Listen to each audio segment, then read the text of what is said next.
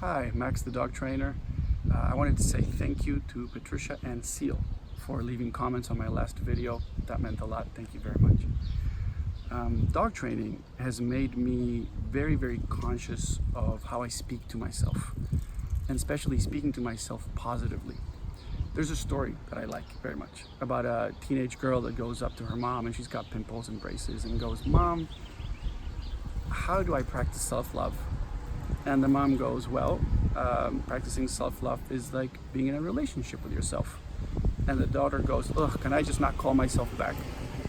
And I love that story because oftentimes we don't want to call ourselves back. With dogs, you can see it very easily, right? If you speak to them negatively, you can see them cower and be scared. And if you speak to them positively and with energy and cheer, you can see them light up and be happy. And immediately I thought, don't you think that happens to ourselves inside when we speak to ourselves in one way or another? Speaking to yourself positively is wonderful, and I think it's a shame that it's a little bit weird. Like if you're in a supermarket and you talk to yourself negatively, nobody cares.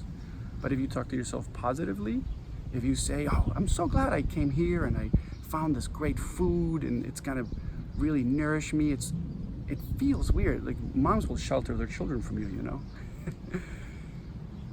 I think that's such a shame. The thing that changed when I started speaking positively to myself, when I really started making sure that I gave myself positive reinforcement for the things that I did right, was the ticker tape in my brain changed.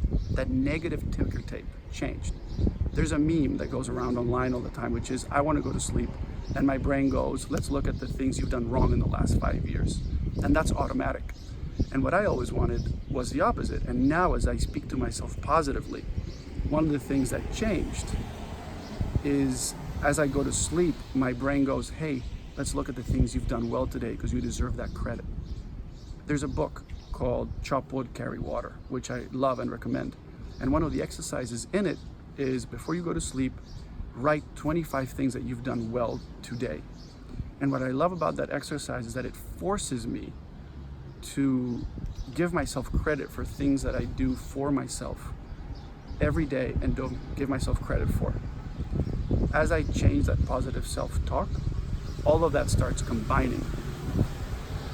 And the result of what happens in your head is quite beautiful. So thank you, dog training, for making me conscious of that. I hope it helps. I hope it changes something. And please stay safe, and I'll see you soon.